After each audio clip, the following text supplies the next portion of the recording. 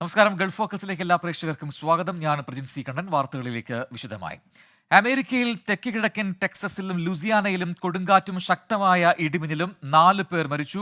വൈദ്യുതി വിതരണം തകരാറിലായതോടെ 10 ലക്ഷത്തിലധികം പേർ ഇരുട്ടിലായി എന്നാണ് വാർത്ത. മധു കൊട്ടാരക്കര നൽകും ഏറ്റവും പുതിയ വിവരങ്ങൾ ന്യൂജേഴ്സിയിൽ നിന്നും. മധു, ഏതൊക്കെ മേഖലകളിലാണ് കനത്ത നാശനഷ്ടങ്ങൾ ഉണ്ടായിട്ടുള്ളത്? എന്താണ് ഏറ്റവും പുതിയ അപ്ഡേറ്റുകൾ? പ്രജിൻ, ഇന്നലെ രാത്രിയുണ്ടായി കൊടുങ്കാറ്റിലും ഇടിമിന്നലിലും അതുപോലെ അതിനെ തുടർന്നുണ്ടായ ഈ കനത്ത മഴയിലും വെള്ളപ്പൊക്കത്തിലുമൊക്കെ വലിയ നാശനഷ്ടങ്ങൾ ഉണ്ടായതായിട്ടുള്ള റിപ്പോർട്ടുകളാണ് ലൂസിയാനയിലും അതുപോലെ തെക്ക് കിഴക്കൻ ടെക്സസിൽ നിന്നും വരുന്നത്. ഹൂസ്റ്റണിൽ 4 പേർക്കാണ് ജീവൻ നഷ്ടപ്പെട്ടതായിട്ട് സ്ഥിരീകരിച്ചിരിക്കുന്നത്. 5ാമത് ഒരാളും കൂടെ മരണപ്പെട്ടതായിട്ടുള്ള വാർത്തകളും വരുന്നുണ്ട്. എന്നാൽ അതിനൊരു സ്ഥിരീകരണം ഇപ്പോഴും കിട്ടിയിട്ടില്ല. മണിക്കൂറിൽ 78 മൈൽ വേഗതയിൽ വീശിയടിച്ച ഈ കാറ്റിൽ മരങ്ങളൊക്കെ കടപുഴകി, അതുപോലെ ബഹുനില കെട്ടിടങ്ങളുടെ ജനലുകളൊക്കെ തകർന്നു. ഇതോടൊപ്പം ഈ വൈദ്യുത വിതരണവും താറുമാറായതോടുകൂടി 10 ലക്ഷത്തിലധികം പേരാണ് ഇപ്പോൾ ഇരുട്ടിലായിരിക്കുന്നെന്നുള്ള വാർത്തകൾ വരുന്നത്. പല സ്ഥലങ്ങളിലും ജനങ്ങൾ ഭവനങ്ങളിൽ നിന്ന് പുറത്തിറങ്ങരുതെന്നുള്ള മുന്നറിയിപ്പ് അധികൃതർ ഇന്നലെ മുതൽ തന്നെ നൽകിയിട്ടുണ്ട്. പവർ ഔട്ടേജിന്റെ ഒരു റിപ്പോർട്ട് പ്രകാരം ഹൂസ്റ്റൺ മെട്രോ ഏരിയയിൽ മാത്രം 8 ലക്ഷത്തോളം പേർക്കാണ് വൈദ്യുതി നഷ്ടപ്പെട്ടിരിക്കുന്നത്. കടപുഴകി വീണ മരത്തിനടിയിൽപ്പെട്ടാണ് 2 പേർ മരിച്ചത്. ഒരാൾ ക്രെയിൻ മറിഞ്ഞുമാണ്. ഈ ഒരു മരം കാറിൽ വീണ് നവജാത ശിശുവിന്റെ അമ്മയും ഈ മരണപ്പെട്ടവരിൽ ഉൾപ്പെടുന്നു. ചുഴലിക്കാറ്റിന് സമാനമായ ഒരു സ്ഥിതിവിശേഷമാണ് ആണെന്നാണ് മേയർ പറയുന്നത്. ഒരു ഘട്ടത്തിൽ ഈ കാറ്റിന്റെ വേഗത 100 മൈൽ വേഗതയിൽ വരെ എത്തിയിട്ടുണ്ട് എന്നാണ് ഹൂസ്റ്റൺ മേയർ ജോൺ വിറ്റ്മേയർ പറയുന്നത്. പൊതുസ്ഥലങ്ങളും നിരത്തുകളും ഒക്കെ സാധാരണ നിലയിലേക്ക് തിരിച്ചു കൊണ്ടുവരാനുള്ള തീവ്ര ശ്രമത്തിലാണ് പോലീസും ഫയർ ഫൈറ്റേഴ്സും. ടെക്സാസ് പബ്ലിക് യൂട്ടിലിറ്റി കമ്മീഷന്റെ സഹായത്തോടെ ഈ പവർ പോയതും ഈ വൈദ്യുതി പോയതും ഒക്കെ തിരിച്ചു കൊണ്ടുവരാനുള്ള ശ്രമങ്ങൾ തുടങ്ങിയതായിട്ട് ഗവർണർ ഗ്രെഗ് അബോട്ടും പറഞ്ഞു. പ്രജിൻ, ശരി. മധു കൊട്ടാരക്കരയാണ് ന്യൂജേഴ്സിയിൽ നിന്ന് വിശദാംശങ്ങൾ നൽകിയത്. മറ്റു റിപ്പോർട്ടുകളിലേക്ക്. ഇന്ത്യയിൽ നിന്നുള്ള ഹജ്ജ് വിമാന സർവീസ് തുടരുന്നു. മദീനയ്ക്ക് പുറമെ ജിദ്ദയിലേക്കുള്ള വിമാന സർവീസുകളും കഴിഞ്ഞ ദിവസം സർവീസ് ആരംഭിച്ചു. ഇന്ത്യൻ ഹജ്ജ് കമ്മിറ്റി വഴി ഇതുവരെ 30,000-ലേറെ തീർത്ഥാടകർ സൗദിയിലെത്തി. ഇന്ത്യൻ ഹജ്ജ് കമ്മിറ്റി വഴിയുള്ള 35,000-ത്തോളം തീർത്ഥാടകരാണ് ഇതുവരെ മദീനയിലെത്തിയത്. ഈ മാസം 9-നാണ് ഇന്ത്യയിൽ നിന്നുള്ള ഹജ്ജ് വിമാന സർവീസ് മദീനയിലേക്ക് ആരംഭിച്ചത്. കഴിഞ്ഞ ദിവസം മുതൽ തീർത്ഥാടകർ ജിദ്ദ വിമാനത്താവളം വഴി മക്കയിലും എത്തിക്കൊണ്ടിരിക്കുകയാണ്. ഇന്നലെ രാത്രി മക്കയിലെത്തിയ തീർത്ഥാടകർക്ക് ഇന്ത്യൻ ഹജ്ജ് മിഷൻ ഉദ്യോഗസ്ഥരും മലയാളി സന്നദ്ധ സംഘടനകളും ചേർന്ന് സ്വീകരണം നൽകി. KMCC, ICF-RSC, OICC, Vikhaya, Navodaya, തനിമ തുടങ്ങി പല സംഘടനകളും മക്കയിൽ ഇത്തവണയും ഹജ്ജ് സേവന രംഗത്തുണ്ട്. മക്കയിൽ അസീസയിലാണ് കൂടുതൽ തീർത്ഥാടകർക്കും താമസ സൗകര്യം ഒരുക്കിയിരിക്കുന്നത്. അതേസമയം മദീനയിൽ വിമാനമിറങ്ങിയ തീർത്ഥാടകർ 8 ദിവസത്തെ മദീന സന്ദർശനം പൂർത്തിയാക്കി മക്കയിലേക്ക് നീങ്ങി തുടങ്ങി. ഇന്ന് രാവിലെയാണ് ആദ്യ സംഘം മക്കയിലേക്ക് പുറപ്പെട്ടത്. സ്വകാര്യ ഗ്രൂപ്പുകളിൽ ഹജ്ജ് നിർവഹിക്കുന്ന തീർത്ഥാടകരും പുണ്യഭൂമിയിൽ എത്തിക്കൊണ്ടിരിക്കുകയാണ്. 1,75,025 തീർത്ഥാടകരാണ് ഇത്തവണ ഇന്ത്യയിൽ നിന്നും ഹജ്ജ് നിർവഹിക്കുന്നത്. ഇതിൽ 1,40,020 തീർത്ഥാടകർ ഹജ്ജ് കമ്മിറ്റി വഴിയും ബാക്കിയുള്ളവർ സ്വകാര്യ ഗ്രൂപ്പുകൾ വഴിയുമാണ് ഹജ്ജ് നിർവഹിക്കുന്നത്. കോൺസുൽ ജനറൽ മുഹമ്മദ് ഷാഹിദ് ആലമിന്റെ നേതൃത്വത്തിൽ ഇന്ത്യൻ ഹജ്ജ് മിഷൻ സൗകര്യങ്ങൾ വിലയിരുത്തുകയും നിരീക്ഷിക്കുകയും ചെയ്യുന്നുണ്ട്. ജലീൽ കണ്ണമംഗലം, 24 ജിദ്ദ. ഇന്ത്യയിൽ നിന്ന് മക്കയിലെത്തിയ ആദ്യ ഹജ്ജ് സംഘത്തിന് മക്ക OICC സ്വീകരണം നൽകി. മധുരവും ഭക്ഷ്യക്കിറ്റുകളും വിതരണം ചെയ്തു. വനിതകളും കുട്ടികളും ഉൾപ്പെടെ നിരവധി പ്രവർത്തകർ പങ്കെടുത്തു. മക്ക OICC ഹജ്ജ് സെൽ രക്ഷാധികാരി Nisar Nilamel, Hajj cell chairman Raheef Kannur, general convener Naisam Thoppil, chief coordinator Suhail Paramban, Rasheed bin Sagar, Naushad Perinthalloor തുടങ്ങിയവർ സ്വീകരണ പരിപാടിക്ക് നേതൃത്വം നൽകി. എയർ ഇന്ത്യ വിമാന സർവീസ് മുടങ്ങിയതോടെ ജിദ്ദയിൽ കുടുങ്ങിയ യാത്രക്കാർ നാട്ടിലേക്ക് മടങ്ങി. ജിദ്ദയിൽ നിന്ന് കോഴിക്കോട്ടേക്ക് എയർ ഇന്ത്യ ഏർപ്പെടുത്തിയ പ്രത്യേക വിമാനത്തിലാണ് ഉംറ തീർത്ഥാടകർ ഉൾപ്പെടെയുള്ള യാത്രക്കാർ മടങ്ങിയത്. ബുധനാഴ്ച ജിദ്ദയിൽ നിന്ന് കോഴിക്കോട്ടേക്കുള്ള എയർ ഇന്ത്യ എക്സ്പ്രസ് വിമാനത്തിൽ ബുക്ക് ചെയ്ത യാത്രക്കാരാണ് 2 ദിവസം ജിദ്ദയിൽ കുടുങ്ങിയത്. ഹോട്ടലിലേക്ക് മാറ്റിയ യാത്രക്കാരെ വ്യാഴാഴ്ച നടത്തിയ സർവീസിലും കൊണ്ടുപോകാത്തതോടെ ശക്തമായ പ്രതിഷേധമുണ്ടായി. ഇന്ന് സാധാരണ സർവീസ് ഇല്ലാത്തതിനാൽ പ്രത്യേക വിമാനം സർവീസ് നടത്തണമെന്ന് യാത്രക്കാർ ആവശ്യപ്പെടുകയായിരുന്നു. പ്രവാസികൾക്ക് ആശ്വാസമായി ദുബായ് ഇന്ത്യൻ കോൺസുലേറ്റിന്റെ ഓപ്പൺ ഹൗസ്. ഷാർജ ഇന്ത്യൻ അസോസിയേഷനുമായി സഹകരിച്ച് നടത്തിയ പരിപാടിയിൽ കോൺസുൽ ജനറൽ ഉൾപ്പെടെ നേരിട്ടെത്തിയാണ് പരാതികൾ പരിഹരിച്ചത്. പ്രശ്നപരിഹാരത്തിന് അധികാരികളുടെ അടുത്തെത്താൻ സാധിക്കാത്ത 100 കണക്കിന് പ്രവാസികൾക്ക് ഓപ്പൺ ഹൗസ് നൽകിയ കൈത്താങ്ങ് ചെറുതല്ല. കൊറോണ പ്രതിസന്ധി മൂലം നിർത്തിവെച്ച പരിപാടിയാണ് വർഷങ്ങൾക്ക് ശേഷം കോൺസുലേറ്റ് പുനരാരംഭിക്കുന്നത്. പാസ്പോർട്ട് സേവനങ്ങളുമായി ബന്ധപ്പെട്ട പ്രശ്നങ്ങൾ, വിദ്യാഭ്യാസം, തൊഴിൽ, ഗാർഹിക ജീവനക്കാരുടെ പ്രശ്നങ്ങൾ, വ്യാപാര വ്യവസായ മേഖലയിലെ പ്രശ്നങ്ങൾ, വിദേശത്ത് മരിച്ച ഇന്ത്യക്കാരുടെ മൃതദേഹങ്ങൾ നാട്ടിലേക്ക് അയക്കുന്നതിൽ നേരിടുന്ന കാലതാമസം ഉൾപ്പെടെയുള്ള നിരവധി പ്രശ്നങ്ങൾ പ്രവാസികൾ അധികാരികൾക്ക് മുന്നിൽ നേരിട്ട് അവതരിപ്പിച്ചു. കോൺസുൽ ജനറൽ സതീഷ് കുമാർ ശിവൻ പരിപാടിക്ക് നേതൃത്വം നൽകി. കോൺസുലേറ്റിലെ വിവിധ വകുപ്പുകളുടെ ഉദ്യോഗസ്ഥരും പരിപാടിയിൽ പങ്കെടുത്തു. 120 പരാതികൾ സ്വീകരിച്ചതായി കോൺസുൽ ജനറൽ സതീഷ് കുമാർ ശിവൻ വ്യക്തമാക്കി. We have been able to understand the grievances and try and offer suggestions and the next steps that are possible. We will have to do a little bit of follow-up because every matter cannot be resolved here. It might require coordination with agencies in India as well as here. But our effort is to try and open a channel for our community in UAE so that things which they cannot normally resolve through regular channels, we are giving them an additional channel to come and meet the consulate officials, the consul general, so that the complicated cases are given due attention. വടക്കൻ എമിറേറ്റിലുള്ളവർക്ക് കോൺസുലേറ്റിലേക്ക് നേരിട്ടെത്തി പരാതി നൽകാൻ പലപ്പോഴും സാധിക്കാറില്ല എന്നും അത്തരക്കാർക്കുൾപ്പെടെ വലിയ സഹായമാണ് open house നൽകിയതെന്നും Sharjah Indian association president Nisar Thalangara പറഞ്ഞു. 20ഓളം ആൾക്കാരെ പ്രശ്നം കേൾക്കാൻ ഇന്ന് ഇന്ത്യൻ കോൺസുലേറ്റ് തയ്യാറായി. അതിൽ വളരെ രഹസ്യ സ്വഭാവമുള്ള വളരെ പേഴ്സണൽ ആയിട്ടുള്ള കുറേ കാര്യങ്ങൾ ഇവിടെ ഇന്ന് സംസാരിച്ചിട്ടുണ്ട്. അതൊക്കെ അദ്ദേഹം നമ്മുടെ എക്സലൻസി കൗൺസിൽ ജനറൽ അതൊക്കെ നിയമത്തിനതീതമായിട്ടുള്ള കുറേ കാര്യങ്ങളൊക്കെ ഉണ്ട്, നമ്മളെ കൊണ്ട് ചെയ്യാൻ പറ്റാത്ത കാര്യങ്ങൾ. പക്ഷേ എന്നാലും അത് ഔട്ട്സൈഡ് ദ കോൺസുലേറ്റ് അതിപ്പോൾ ഞങ്ങളോട് കുറച്ച് കാര്യങ്ങൾ പറഞ്ഞിട്ട് ഇന്ന കാര്യം നിങ്ങൾ സംസാരിക്കണം, നിങ്ങൾ ചെയ്യണം, അങ്ങനെ ഓരോ ഡിപ്പാർട്ട്മെൻറ്റുമായുള്ള ചില കാര്യങ്ങൾ അദ്ദേഹം അത് നേരിട്ട് തന്നെ ഏറ്റെടുത്തിട്ടുണ്ട്. അദ്ദേഹം പോലും ഒരു കൗണ്ടറിൽ വന്നിരുന്ന് പരിപൂർണമായി ആ കാര്യങ്ങളൊക്കെ കേട്ടു എന്നതാണ് ഏറ്റവും ഞങ്ങളെ സന്തോഷമുണ്ടാക്കുന്നത്.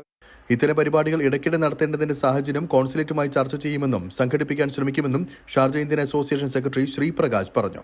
സാധാരണഗതിയിൽ സാംസ്കാരിക പ്രവർത്തനം നടത്തുന്ന അല്ലെങ്കിൽ ഇന്ത്യൻ അസോസിയേഷനെ പോലെയുള്ള സംഘടനകൾ ചെയ്യേണ്ടത് താഴെത്തട്ടിൽ കിടക്കുന്ന പ്രശ്നങ്ങളിൽ അകപ്പെട്ട് കിടക്കുന്ന ആളുകൾക്ക് നമുക്ക് ഏത് തരത്തിലുള്ള സപ്പോർട്ടാണ് ചെയ്തു കൊടുക്കാൻ പോവുക അല്ലെങ്കിൽ കഴിയുക എന്നതിനെക്കുറിച്ചുള്ള ധാരണയിലാണ് മുന്നോട്ട് പോകേണ്ടത്.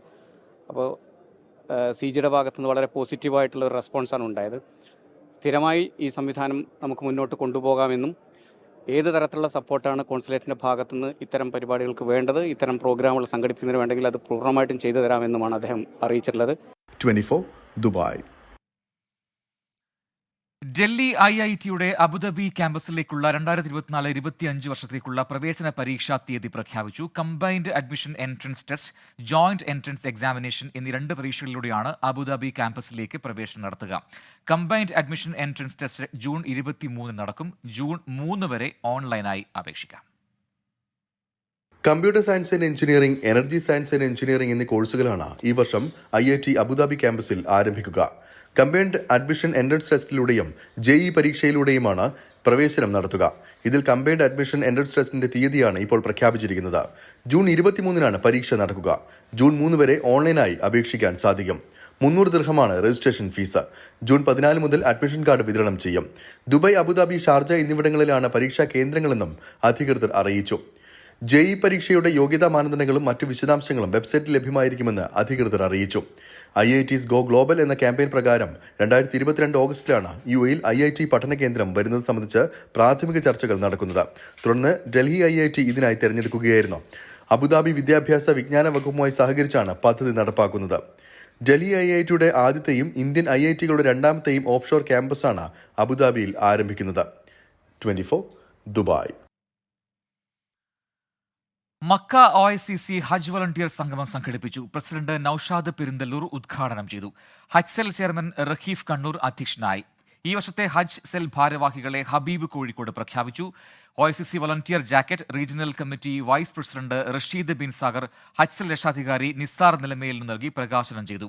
ഖാലിദ് മുബാറക് അൽ ഫഹി, അബ്ദുൽ നസീസ് തുടങ്ങിയവർ മുഖ്യാതിഥികളായി. അബ്ദുൾ റഷീദ് മെഡിക്കൽ ക്ലാസ് എടുത്തു. വളണ്ടിയർ ട്രെയിനിങ്ങിന് സലീം കണ്ണനാകുടി നേതൃത്വം നൽകി. കഴിഞ്ഞ ഒക്ടോബർ 7 ഹമാസ് ആക്രമണത്തിൽ കൊല്ലപ്പെട്ട 3 പേരുടെ മൃതദേഹം കണ്ടെടുത്തെന്ന് ഇസ്രയേൽ. 2 വനിതകളുടെയും ഒരു പുരുഷന്റെയും മൃതദേഹമാണ് ഗസയിൽ നിന്ന് കണ്ടെടുത്തത്. ഒക്ടോബർ 7 റെയിമിൽ നടന്ന സൂപ്പർനോവ സംഗീതോത്സവത്തിൽ പങ്കെടുത്തവരാണ് 3 പേരും.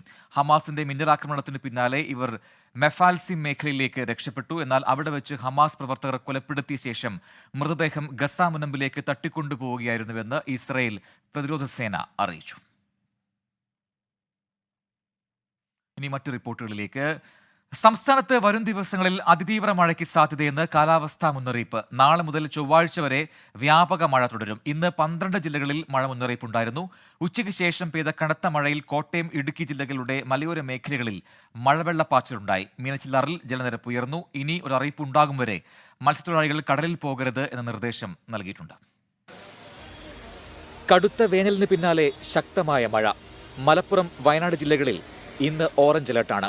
കോട്ടയം, ഇടുക്കി ജില്ലകളിൽ ശക്തമായ മഴ ലഭിച്ചു. കോട്ടയത്തിന്റെ കിഴക്കൻ മേഖലയിൽ മലവെള്ളപ്പാച്ചിലുണ്ടായി. മീനച്ചിലാറിൽ ജലനിരപ്പ് ഉയർന്നു. മൂന്നിലവ് വാകക്കാട് റോഡിലെ ഗതാഗതം തടസ്സപ്പെട്ടു.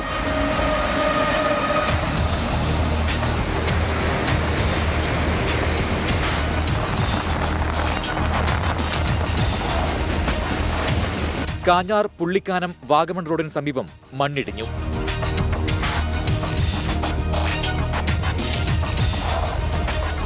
ഇടുക്കിയിൽ കട്ടപ്പന, പീരുമേട് മേഖലകളിലും ശക്തമായി മഴ പെയ്തു. ഹൈറേഞ്ചിൽ ശക്തമായ കാറ്റുണ്ടായതായും റിപ്പോർട്ടുകളുണ്ട്.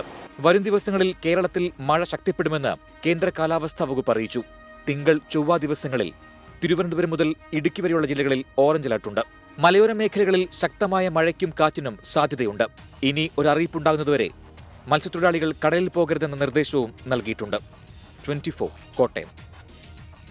കുവൈറ്റിൽ മാർച്ച് 17 പ്രാബല്യത്തിലായ പൊതുമാപ്പ് അടുത്ത മാസം 17 അവസാനിക്കും. ജൂൺ 17 ശേഷം രാജ്യത്തെ താമസ നിയമം ലംഘിച്ച് കഴിയുന്ന വിദേശികളെ കണ്ടെത്താൻ വ്യാപക പരിശോധന നടത്തുമെന്ന് അധികൃതർ മുന്നറിയിപ്പ് നൽകി. പിടിക്കപ്പെടുന്നവരെ തിരിച്ചുവരാൻ സാധിക്കാത്ത തരത്തിൽ നാടുകടത്തുമെന്നും മന്ത്രാലയം കൂട്ടിച്ചേർത്തു. UAEയിൽ നേരിയ ഭൂചലനം. റിക്ടർ സ്കെയിലിൽ 1.9 തീവ്രത രേഖപ്പെടുത്തിയ ചലനമാണ് ഉണ്ടായത്. അൽഖല എന്ന സ്ഥലത്ത് പ്രാദേശിക സമയം രാത്രി 9:57 ചലനമുണ്ടായത്. 5 കിലോമീറ്റർ ആഴത്തിലായിരുന്നു ഭൂചലനത്തിന്റെ പ്രഭവ കേന്ദ്രമെന്ന് ദേശീയ കാലാവസ്ഥാ നിരീക്ഷണ കേന്ദ്രം അറിയിച്ചു. എന്നാൽ ഭൂചലനത്തിൽ അപകടമോ നാശനഷ്ടങ്ങളോ ഉണ്ടായിട്ടില്ല. ചിലയിടങ്ങളിൽ നേരിയ തോതിൽ പ്രകമ്പനം അനുഭവപ്പെട്ടതായി താമസക്കാർ പറഞ്ഞു. തമിഴ്നാട് തെങ്കാശിയിലെ പഴയ കുറ്റാലം വെള്ളച്ചാട്ടം കാണാനെത്തിയ യുവാവ് ഒഴുക്കിൽപ്പെട്ട് മരിച്ചു. തിരുനെൽവേലി സ്വദേശി അശ്വിനാണ് മരിച്ചത്. പെട്ടെന്നുണ്ടായ മലവെള്ളപ്പാച്ചിലാണ് അശ്വിൻ അപകടത്തിൽപ്പെട്ടത്.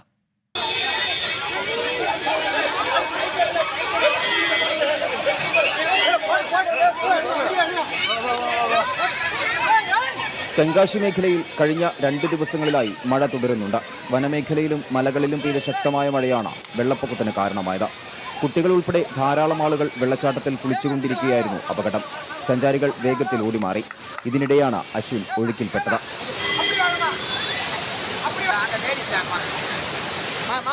അഗ്നിരക്ഷാസേനയും പോലീസും സ്ഥലത്തെത്തി സഞ്ചാരികളെ സുരക്ഷിത സ്ഥാനങ്ങളിലേക്ക് മാറ്റി. തുടർന്ന് നടത്തിയ തിരച്ചിലിലാണ് വെള്ളച്ചാട്ടത്തിന് സമീപത്തായി അശ്വിന്റെ മൃതദേഹം കണ്ടെത്തിയത്. ജില്ലയിൽ മഴ മുന്നറിയിപ്പ് നൽകിയിരുന്നെങ്കിലും കുറ്റാലം വെള്ളച്ചാട്ടത്തിലേക്കുള്ള യാത്രയ്ക്ക് തടസ്സമുണ്ടായിരുന്നില്ല. 24 ചെന്നൈ. കേരളത്തിൽ പകർച്ചവ്യാധികൾ ആശങ്കയാവുന്നു. എറണാകുളവും മലപ്പുറം ഉൾപ്പെടെ 12 മഞ്ഞപ്പിത്ത വ്യാപനം സ്ഥിരീകരിച്ചു. 10 പേർക്ക് വെസ്റ്റ് നൈൽ പനി ബാധിച്ചു. അമീബിക് മസ്തിഷ്ക ജ്വരം ബാധിച്ച മലപ്പുറം സ്വദേശിയായ കുട്ടിയുടെ ആരോഗ്യനിലയിൽ പുരോഗതിയില്ല. നാളെ മറ്റന്നാളുമായി സംസ്ഥാന വ്യാപക ശുചീകരണ യജ്ഞം നടത്തുമെന്ന് മന്ത്രി വീണ ജോർജ് പറഞ്ഞു. എറണാകുളത്തും മലപ്പുറത്തും പ്രതിദിനം മഞ്ഞപ്പിത്ത ബാധിതരുടെ എണ്ണം കൂടുകയാണ്. എറണാകുളത്ത് വേങ്ങൂരിന് പിന്നാലെ കളമശ്ശേരി നഗരസഭയിലും രോഗം പടരുന്നു. 28 പേർക്കാണ് ഒരാഴ്ചക്കിടെ രോഗം സ്ഥിരീകരിച്ചത്. വൃത്തിഹീന സാഹചര്യം കണക്കിലെടുത്ത് നഗരസഭാ പരിധിയിലെ 5 ഭക്ഷണശാലകൾ പൂട്ടാൻ നിർദ്ദേശം നൽകി. വേങ്ങൂരിൽ 180 പേർക്കാണ് അസുഖം സ്ഥിരീകരിച്ചത്. സ്ഥിതി നിയന്ത്രണ വിധേയമെന്ന് ആരോഗ്യമന്ത്രി. ഇപ്പോൾ സംസ്ഥാനത്ത് 12 ഇടങ്ങളിലാണ് ഔട്ട്ബ്രേക്ക് ഉള്ളത്. ഏറ്റവും പ്രധാനപ്പെട്ട കാര്യം ശുചിത്വമാണ്. വ്യക്തി ശുചിത്വം, അതോടൊപ്പം തന്നെ വീടുകളും പരിസരവും വൃത്തിയായി സൂക്ഷിക്കുക എന്നുള്ളത് വളരെ പ്രധാനപ്പെട്ട കാര്യമാണ്. 10 പേർക്കാണ് സംസ്ഥാനത്ത് വെസ്റ്റ് നൈൽ സ്ഥിരീകരിച്ചത്. കോഴിക്കോട് മരിച്ച 13 വയസ്സുകാരിക്കും വെസ്റ്റ് നൈൽ ബാധിച്ചിരുന്നു. എന്നാൽ മരണകാരണം ഇത് തന്നെയാണോ എന്ന് പൂനെയിൽ നിന്നുള്ള പരിശോധനാ ഫലം വന്ന ശേഷമേ സ്ഥിരീകരിക്കൂ. മലപ്പുറത്ത് അമീബിക് മസ്തിഷ്ക ജ്വരം ബാധിച്ച കുട്ടിയുടെ ആരോഗ്യനില അതീവ ഗുരുതരാവസ്ഥയിൽ തുടരുകയാണ്. മരുന്നുകളോട് കുട്ടി പ്രതികരിക്കുന്നില്ല. ഗുണപ്രദമായ മരുന്ന് വിദേശത്ത് നിന്നെത്തിക്കാനുള്ള ശ്രമം ആരോഗ്യവകുപ്പ് തുടരുകയാണ്. സാഹചര്യം മെഡിക്കൽ ബോർഡ് വിലയിരുത്തുന്നുണ്ടെന്നും ആരോഗ്യമന്ത്രി. ഒരു കുട്ടിയുടെ ആരോഗ്യസ്ഥിതിയിലാണ് അല്പമല്ല സീരിയസ് ആയിട്ടുള്ളത്. വെന്റിലേറ്റർ സപ്പോർട്ടോട് കൂടിയിട്ടാണ് ഉള്ളത്. സാധ്യമായിട്ടുള്ള എല്ലാ മരുന്നുകളും നൽകുന്നുണ്ട്. അപ്പോൾ ഇന്ന് ഓരോ രാവിലെയും വൈകിട്ടും എന്നുള്ള നിലയിൽ മെഡിക്കൽ ബോർഡ് തന്നെ ആരോഗ്യസ്ഥിതി വിലയിരുത്തുന്നുണ്ട്. പകർച്ചവ്യാധി വ്യാപനം തടയാൻ നാളെയും മറ്റന്നാളും വ്യാപകമായ ശുചീകരണ യജ്ഞം നടത്തും. അവബോധ പ്രവർത്തനങ്ങളും ആരോഗ്യവകുപ്പ് നടത്തിവരുന്നുണ്ട്.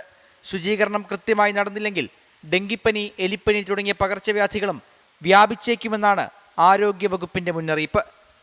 24 തിരുവനന്തപുരം. പന്തീരാങ്കാവ് ഗാർഹിക പീഡന കേസിൽ പ്രതി രാഹുൽ പി ഗോപാലിന്റെ സഹായി രാജേഷിന് ജാമ്യം. കോഴിക്കോട് ജുഡീഷ്യൽ മജിസ്ട്രേറ്റ് കോടതിയാണ് ജാമ്യം അനുവദിച്ചത്. വിദേശത്തേക്ക് കടക്കാൻ രാഹുലിനെ സഹായിച്ചെന്ന് കണ്ടെത്തിയതിനെ തുടർന്നാണ് രാജേഷിനെ പോലീസ് അറസ്റ്റ് ചെയ്തത്. രാഹുലിനായി ഇന്റർപോൾ ബ്ലൂ കോർണർ നോട്ടീസ് പുറപ്പെടുവിച്ചിരിക്കുകയാണ്. പ്രതിയായ രാഹുൽ പി ഗോപാൽ കോഴിക്കോട് നിന്നും റോഡ് മാർഗമാണ് ബംഗളൂരുവിലെത്തിയത്. പിന്നീട് വിദേശത്തേക്ക് കടന്നു. ഇതിലുൾപ്പെടെ മാങ്കാവ് സ്വദേശിയായ രാജേഷ് സഹായം നൽകിയെന്നാണ് കണ്ടെത്തൽ. പെൺകുട്ടിയുടെ മൊഴിയിലും രാജേഷിനെതിരായ പരാമർശമുണ്ട്. വിശദമായി ചോദ്യം ചെയ്ത ശേഷമാണ് ഇയാളെ പോലീസ് അറസ്റ്റ് ചെയ്തത്. ജുഡീഷ്യൽ ഫസ്റ്റ് ക്ലാസ് മജിസ്ട്രേറ്റ് കോടതി ജാമ്യം അനുവദിച്ചു. ജാമ്യം ലഭിക്കാവുന്ന കുറ്റത്തിന് പ്രതിയെ റിമാൻഡ് ചെയ്യണമെന്ന് അന്വേഷണ സംഘം ആവശ്യപ്പെട്ടത് നിയമവിരുദ്ധമെന്ന് രാജേഷിന്റെ അഭിഭാഷകൻ പറഞ്ഞു. കോടതിയിൽ കൊണ്ടുവരുന്ന സമയത്ത് അദ്ദേഹത്തിനെ റിമാൻഡ് ചെയ്യണം എന്നുള്ള റിമാൻഡ് റിപ്പോർട്ട് അടക്കമാണ് കൊണ്ടുവന്നത്. ഒരിക്കലും 212 വകുപ്പിൽ റിമാൻഡ് ചെയ്യണം എന്ന് പറഞ്ഞ റിമാൻഡ് റിപ്പോർട്ട് കൊടുക്കുന്നത് ഇറ്റ്സ് ഇല്ലീഗൽ. ജർമ്മനിയിലുള്ള പ്രതി രാഹുലിനെ നാട്ടിലെത്തിക്കാനുള്ള ശ്രമങ്ങൾ തുടരുകയാണ്. കേരള പോലീസ് CBIയുടെ സഹായത്തോടെ ഇന്റർപോൾ വഴി ബ്ലൂ കോർണർ നോട്ടീസ് പുറത്തിറക്കി. ജർമ്മനി, സിംഗപ്പൂർ തുടങ്ങിയ രാജ്യങ്ങളിലെ വിവരങ്ങൾ കണ്ടെത്തുകയാണ് ലക്ഷ്യം. അതേസമയം രാഹുലിന്റെ അമ്മയും സഹോദരിയും ഇന്നും ചോദ്യം ചെയ്യലിന് ഹാജരായില്ല. അന്വേഷണ സംഘം വീണ്ടും നോട്ടീസ് നൽകും. 24 കോഴിക്കോട്. ഇനി കണ്ണീരിന്റെ കഥ മാത്രം പറയാനുള്ള തിരുവനന്തപുരത്തെ ഒരു കുടുംബത്തിലേക്കാണ് പോകുന്നത്. പേരൂർക്കട സ്വദേശിയായ സതീഷിനും ബിൻസിക്കും 3 പെൺമക്കളാണ്. പക്ഷേ ആ സന്തോഷം അവരിൽ കാണാൻ കഴിയില്ല. സെറിബ്രൽ പാൾസി 2 കുട്ടികളെയും തളർത്തിക്കളഞ്ഞു. ഒരാളെ പിടികൂടിയത് ബ്രെയിൻ ക്യാൻസറുമാണ്.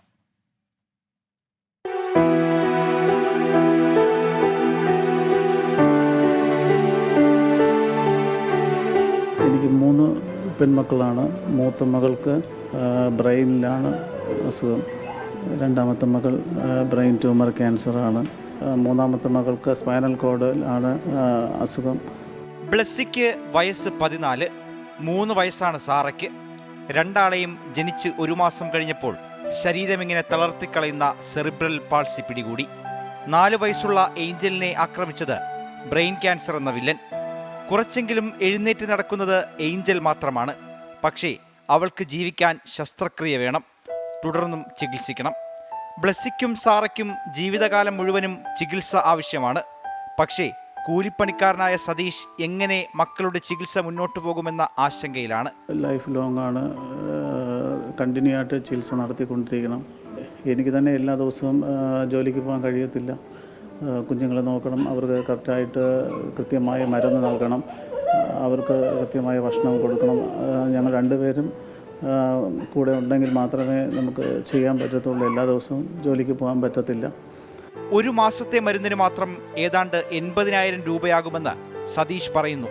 മരുന്നിനായി ഇതിനോടകം കുറേ കടം വാങ്ങി.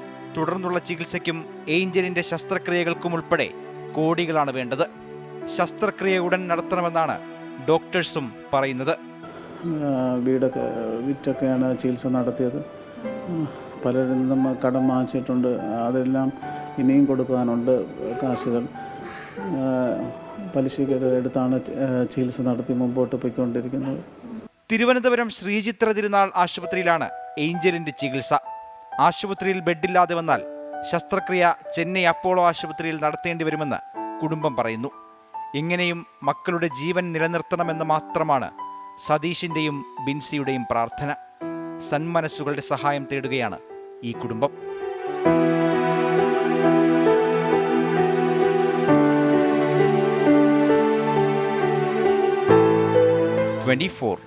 തിരുവനന്തപുരം. ഡൽഹിയിൽ ആം ആദ്മി പാർട്ടിയിലെ ഭിന്നത തുറന്ന പോരിലേക്ക്. മുഖ്യമന്ത്രി അരവിന്ദ് കെജ്രിവാളിന്റെ PA വിഭവ് കുമാറിനെതിരെ പരാതി നൽകിയ സ്വാതി മാലിവാൾ MP BJPയുടെ ചട്ടുകമാണെന്ന് മന്ത്രി അതിഷി ആരോപിച്ചു. സ്വാതി മാലിവാളിനെതിരെ വിഭവ് കുമാറും പരാതി നൽകി. ഇന്നലെ വരെ തന്നെ പിന്തുണച്ച പാർട്ടി ഇന്ന് യു-ടേൺ എടുക്കാൻ കാരണം വിഭവ് കുമാറിന്റെ ഭീഷണിയാണെന്ന് സ്വാതി മാലിവാൾ തിരിച്ചടിച്ചു. ഇതിനിടെ മുഖ്യമന്ത്രിയുടെ വസതിയിൽ ഡൽഹി പോലീസ് തെളിവെടുപ്പ് നടത്തി. അരവിന്ദ് കെജ്രിവാളിന്റെ വസതിയിൽ വെച്ച് വിഭവ് കുമാറിൽ നിന്ന് മർദ്ദനമേറ്റുന്ന സ്വാതി മാലിവാളിന്റെ ആരോപണം പൂർണ്ണമായി തള്ളുകയാണ് ആം ആദ്മി പാർട്ടി. അരവിന്ദ് കെജ്രിവാളിനെ ലക്ഷ്യം വെച്ച് സ്വാതി അയച്ചത് BJP ആണെന്ന് മന്ത്രി അതിഷി തുറന്നടിച്ചു. स्वाति मालीवाल जी उस ड्राइंग रूम में बहुत आराम से बैठी हुई हैं। वो पुलिस कर्मियों को ऊंची आवाज में डरा रही हैं, धमका रही हैं। विभव कुमार जी पर जिस पर उन्होंने आरोप लगाया है, ऊंची आवाज में उनको भी धमका रही हैं, उनके लिए अपशब्दों का प्रयोग कर रही हैं। സ്വീകരണ മുറിയിൽ വെച്ച് മർദ്ദനമേൽക്കുമ്പോൾ വീട്ടിൽ കെജ്രിവാൾ ഉണ്ടായിരുന്നുവെന്ന സ്വാതിയുടെ മൊഴിയും ആം ആദ്മി പാർട്ടി തള്ളി. സംഭവ ദിവസത്തെ ദൃശ്യങ്ങൾ ആം ആദ്മി പാർട്ടി നേരത്തെ X അക്കൗണ്ടിലൂടെ പുറത്തുവിട്ടിരുന്നു. ഉദ്യോഗസ്ഥരും സ്വാതി മാലിവാളും തർക്കിക്കുന്നതാണ് ദൃശ്യങ്ങളിൽ. മിനിറ്റുകൾക്കകം ആം ആദ്മി പാർട്ടി ദൃശ്യം ഡിലീറ്റ് ചെയ്തെങ്കിലും സ്വാതി മാലിവാളിന്റെ വാദങ്ങൾ തെറ്റാണെന്ന് തെളിയിക്കാനുള്ള നീക്കമായിരുന്നു ഇതെന്ന് വ്യക്തം. സ്വാതി മാലിവാൾ ഔദ്യോഗിക കൃത്യനിർവഹണം തടസ്സപ്പെടുത്തിയെന്ന് വിഭവ് കുമാർ ഡൽഹി പോലീസിൽ പരാതി നൽകി. ഇന്നലെ പാർട്ടിയിലെത്തിയ നേതാക്കളാണ് തന്നെ BJP ഏജന്റെന്ന് മുദ്രകുത്തുന്നതെന്ന് സ്വാതി മാലിവാൾ തിരിച്ചടിച്ചു. X പ്രൊഫൈലിൽ നിന്ന് അരവിന്ദ് കെജ്രിവാളിന്റെ ചിത്രം നീക്കുകയും ചെയ്തു. 8 തവണ സ്വാതി മാലിവാളിന്റെ കരണത്തടിച്ച വിഭവ് കുമാർ നെഞ്ചിലും വയറ്റിലും ഇടുപ്പിലും ചവിട്ടിയെന്നാണ് FIR-ൽ പറയുന്നത്. മുഖ്യമന്ത്രിയുടെ വീട്ടിലെത്തി ഫോറൻസിക് സംഘം തെളിവെടുത്തു. 24 ഡൽഹി. രാഹുൽ ഗാന്ധിക്ക് വോട്ട് തേടി റായ്ബറേലിയിൽ പ്രചാരണത്തിനിറങ്ങി സോണിയാഗാന്ധി. തന്റെ മകനെ നിങ്ങളെ ഏൽപ്പിക്കുന്നുവെന്ന് സോണിയാഗാന്ധി ജനങ്ങളോട് പറഞ്ഞു. നരേന്ദ്രമോദിയെ ഭയമില്ലെന്നും ഭയം മോദിക്കാണെന്നും രാഹുൽ ഗാന്ധി പ്രസംഗിച്ചു. എന്നാൽ കോൺഗ്രസ് അധികാരത്തിൽ വന്നാൽ അയോധ്യ രാമക്ഷേത്രം ബുൾഡോസർ ഉപയോഗിച്ച് തകർക്കുമെന്ന് പ്രധാനമന്ത്രി നരേന്ദ്രമോദി ആരോപിച്ചു. റായ്ബറേലിയിലെ ഇന്ത്യ സഖ്യത്തിന്റെ സംയുക്ത റാലിയിൽ സോണിയാഗാന്ധിയുടെ ഓരോ വാക്കും വൈകാരികമായി. ഇന്ദിരാഗാന്ധിയും റായ്ബറേലിയും പഠിപ്പിച്ചതെല്ലാം താൻ മക്കൾക്ക് പകർന്നു നൽകി. മകനെ റായ്ബറേലിയെ ഏൽപ്പിക്കുന്നുവെന്നും തന്നെ കണ്ടതുപോലെ രാഹുലിനെയും കാണണമെന്നും സോണിയ. റായ്ബറേലി मेरा परिवार है, वैसे अमेठी भी मेरा घर है। न सिर्फ मेरे जीवन की कोमल यादें यहाँ से जुड़ी हुई हैं. ED ചോദ്യം ചെയ്യലും ലോക്സഭാംഗത്വം റദ്ദാക്കിയതുമടക്കം മറ്റു വേദികളിൽ പറയാത്തത് പലതും രാഹുൽ റായ്ബറേലിയിൽ പറഞ്ഞു. മോദിയെ ഭയമില്ലെന്നും ഭയപ്പെടുന്നത് മോദിയെന്നും രാഹുൽ. ജൂൺ 4-ന് മോദി ഇന്ത്യയുടെ പ്രധാനമന്ത്രി ആയിരിക്കില്ല എന്ന് താൻ എഴുതി നൽകാമെന്നും രാഹുൽ.